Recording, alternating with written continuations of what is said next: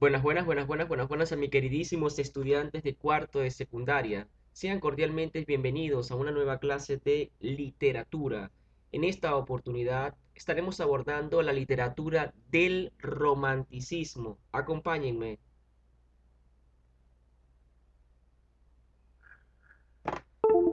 Observa las siguientes imágenes. Tenemos acá una imagen representativa del combate naval del 2 de mayo, que forma parte de ese contexto histórico el que envuelve al romanticismo peruano.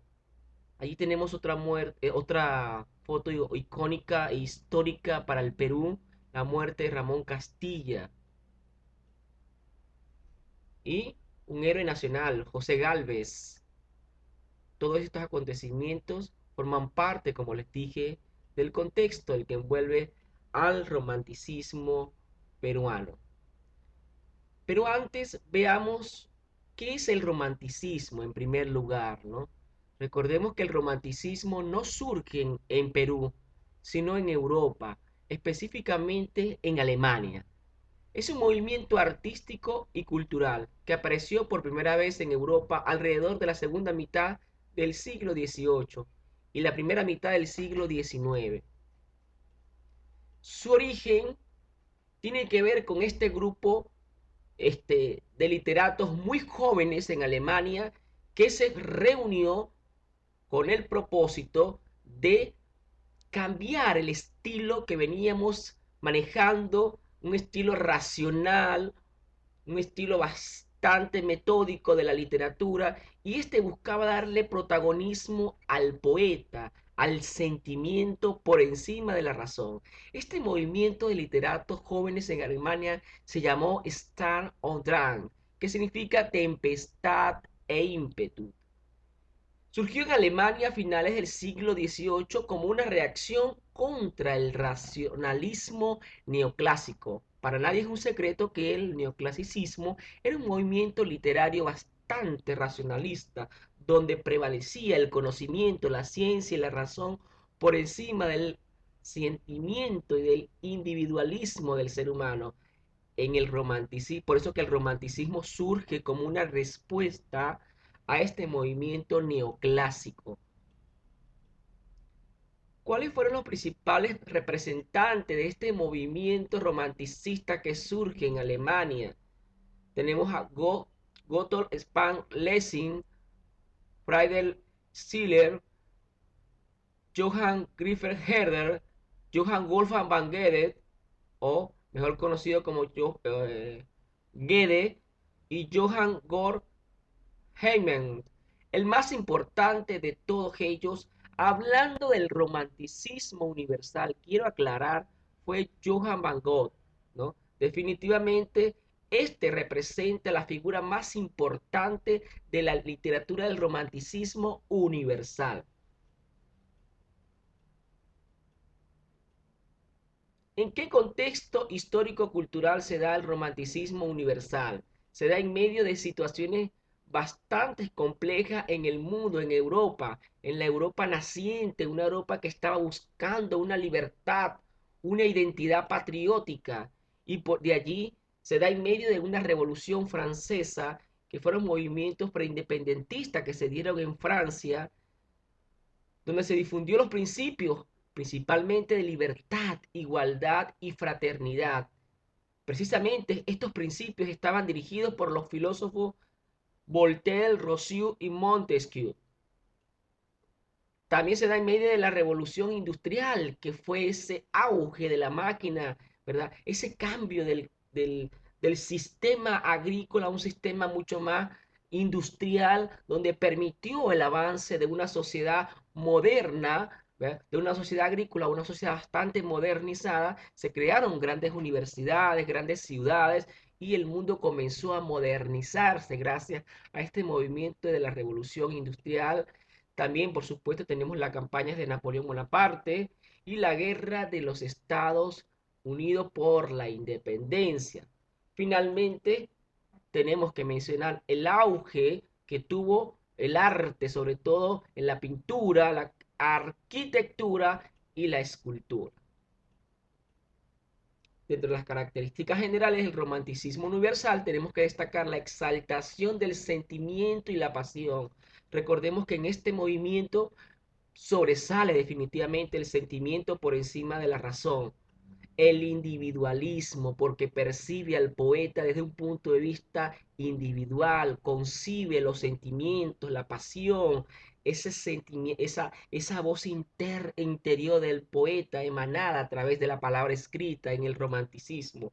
La idealización de la naturaleza forma parte de este romanticismo, porque fue un romanticismo, un carácter romanticista tenía un sentimiento bastante exagerado, de allí la idealización de la naturaleza, porque decían que el hombre tenía una especie de contacto con la naturaleza al momento de concebir o de transcribir sus obras.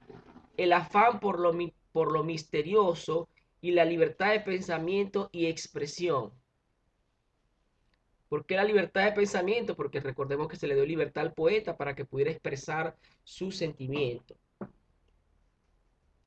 El romanticismo en el Perú definitivamente constituyó un esfuerzo por reemplazar la mentalidad y la estética por un arte más individualista y personal. El recorrido que sigue este movimiento del espíritu para llegar al Perú fue muy largo. Aparece en Alemania, como ya les dije, a finales del siglo XVIII con la obra de Goethe, que fue el último clásico y el primer romántico, y se explaya por Europa hasta lograr su consagración definitiva en Francia en 1830, por supuesto con el gran Víctor Hugo, que también forma parte de uno de los máximos representantes del romanticismo. Ahí tenemos el triunfo liberal de 1854, el nacionalismo de Ramón Castilla entre los años 1797 y 1867, el combate de 2 de mayo en el año 1866. De entre los temas predilectos del romanticismo en el Perú tenemos que destacar el amor y el afán por la libertad, porque se habían sentimientos patrióticos, por supuesto se estaba logrando la independencia, se buscaba la independencia. Estos movimientos en Europa también despertaron de alguna u otra forma el afán, ¿verdad?, por la libertad en América Latina, y el Perú no fue la excepción. El culto a la naturaleza, como ya les dije, ¿no? Como se le daba esa libertad al poeta, se concebía que tenía un contacto especial con ella para poder transcribir sus obras. La tendencia a revivir y rescatar los valores clásicos, la idealización fue uno de esos valores clásicos que buscaba rescatar en este romanticismo naciente en el Perú. Se observó definitivamente la influencia de Francia, Inglaterra y España. Recordemos que el romanticismo no nace en el Perú, sino en Europa, y evidentemente la influencia de este romanticismo europeo se pudo evidenciar en las obras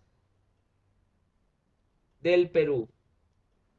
Dentro de las características literarias de la forma y fondo de esta literatura tenemos la introducción de nuevas estrofas, ¿no? Recordemos que la literatura del romanticismo en el Perú buscó innovar la literatura a través de la creación de nuevas estrofas, la aparición de la prosa poética que no se había visto hasta este momento, la innovación de la narrativa, ¿verdad? También fue algo bastante importante que destacar en la literatura del romanticismo en el Perú, y por supuesto el predominio de la musicalidad en los versos. Allí podemos ver que el género lírico definitivamente tuvo protagonismo en esta literatura del Perú.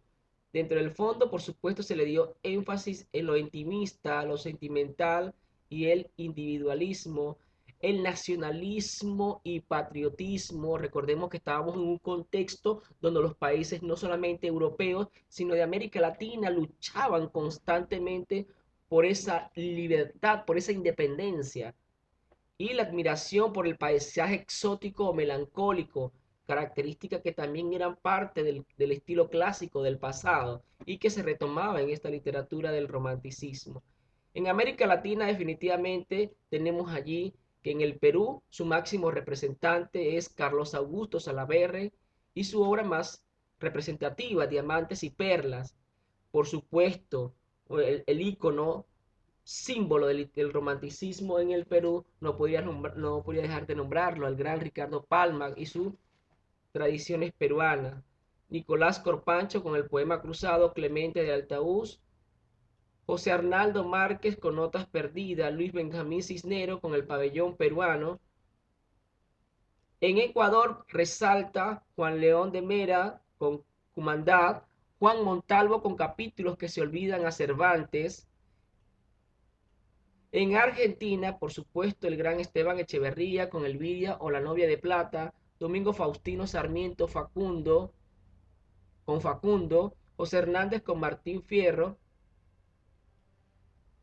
En Colombia destaca el gran Jorge Isaac y la que hasta ahora es la obra más representativa o más importante en Hispanoamérica del romanticismo, María, una obra que definitivamente representa ese sentimiento que forma parte y es símbolo de esta literatura del romanticismo. Se caracterizó en varios escenarios por la defensa y la idealización del indio, lo cual se le atribuye al desbordante sentimiento nacionalista y a la exaltación de los valores del pasado, rasgos definitivamente innegables del espíritu romántico. Allí tenemos un icono y forma parte de, de la literatura del romanticismo en el Perú. Sin duda alguna, uno de los máximos exponentes, el gran Ricardo Palma, quien nace en Lima el 7 de febrero de 1833, estudió en el Real Convictorio de San Carlos y en la Universidad Nacional de San Marcos. Fue poeta, periodista, contador de la Armada y cónsul. Participó en el combate del 2 de mayo y en la batalla de Miraflores. Fue director de la Biblioteca Nacional del Perú, la reconstruyó y es reconocido como bibliotecario mendigo o el bibliotecario mendigo. Su obra más importante definitivamente es Tradiciones Peruanas, la cual se caracteriza por un lenguaje ágil, pícaro y criollo. Tiene voces populares, refranes y modismo de la Lima colonial. Entre las obras, como le decía, del gran Ricardo Palma, destaca sin duda alguna Tradiciones Peruanas. Ahí tenemos en todos los campos, en todos los géneros que escribió el gran Ricardo Palma. Y por supuesto, no podía faltar la figura más representativa de la literatura del romanticismo peruano, el gran Carlos Augusto Salaberry, quien nace en Piura el 4 de diciembre de 1830. Participó también en el levantamiento de Prado y en el combate 2 de mayo. Es considerado sin duda alguna el mayor poeta del romanticismo peruano. Ocupó cargos diplomáticos en Europa. Falleció en París el 7 de abril de 1891. Dentro de ese estilo literario podemos destacar la delicadeza en, en su obra, en su poesía, la musicalidad y el sentimiento nostálgico. Nadie escribió con un estilo más romántico que este gran célebre escritor. Temas como el amor, el erotismo, la nostalgia, la muerte y el mar forman parte de su estilo. Utilizó formas métricas muy diversas, como el soneto, el octosílabo popular y el endecasílabo itálico. Respetó las formas clásicas, aunque también se aprecia la influencia de el gran Gustavo Adolfo Bécquer en cada una de sus obras.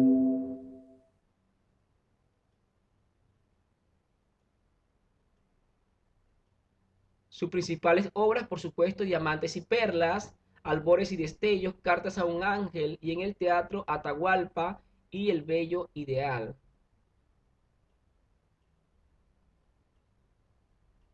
Como les dije, ahí tenemos el romanticismo en Hispanoamérica, una época de transformación política y social. Se buscaba la estabilidad y la organización, la aparición de intereses individualistas de ciertos gobernantes que generaron bastante caos, dictaduras, golpes de Estado, entre otros. Se creía que ya para esta época el Perú había logrado la independencia, pero no. Fue una época bastante difícil porque eh, tuvimos gobiernos bastante dictatoriales y dentro de esos gobiernos dictatoriales se generaron caos que produjeron golpes de Estado y el resurgir de jóvenes que buscaban realmente la libertad de su patria, una libertad que era prácticamente invisible ante lo que estaban haciendo los gobernantes. Jóvenes denunciaron la realidad con revueltas sociales y la literatura tuvo fines revolucionarios, sobre todo en Argentina. Se inició en la región del Río de Plata, en Argentina, por la dictadura de Manuel Rosas, que provocó el destierro de jóvenes literarios. El precursor, el precursor e iniciador del romanticismo en este país fue José Antonio Esteban Echeverría Espinosa. Su obra Elvira o La novia de plata en 1832 es claramente romántica y novedosa. Ahí tenemos a Jorge Isaac, sin duda alguna, uno de los máximos exponentes del romanticismo hispanoamericano. Nació en Cali el 1 de abril de 1837. Pasó su infancia en la Hacienda del Paraíso, la cual enmarcó su obra autobiográfica María, que es, como les dije, hoy por hoy la obra más importante de Hispanoamérica, hablando del romanticismo. Participó activamente en la vida política de su país, en contra de la dictadura de José María Melo y del general Tomás Cipriano de Mosquera. Dentro de ese estilo literario destaca, por supuesto, la obra María, quien es considerada la mejor novela del romanticismo hispanoamericano. Desarrolla el tema del amor truncado por la muerte, evoca el pasado en momentos idílicos, describe magistralmente los paisajes de su tierra. Allí tenemos a la obra María, que pertenece al género narrativo, narra la vuelta de recluta, es una poesía y no me queda más que darles gracias por la atención. Quien les habló, como siempre, su profesor Ulises Oria. Chao, chao, se les quiere mucho.